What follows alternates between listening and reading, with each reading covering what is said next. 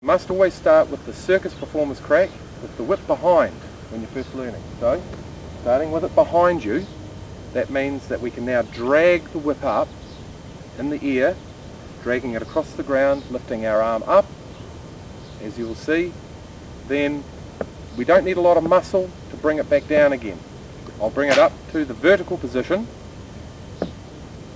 like so, and once that vertical position is reached, the whip will trail out behind you.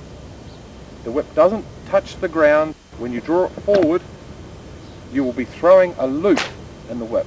Throwing a loop in the whip. I'm not pulling my arm, I'm not wrenching at it, I'm not throwing the whip into the ground.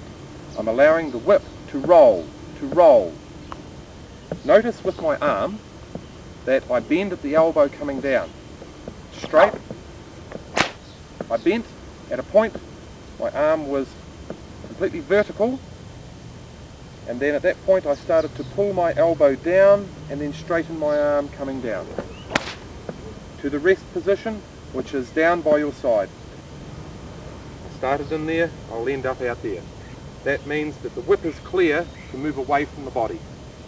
And at this point, if you're moving ever slightly away from the body, you can therefore drag the whip through and it doesn't touch the body.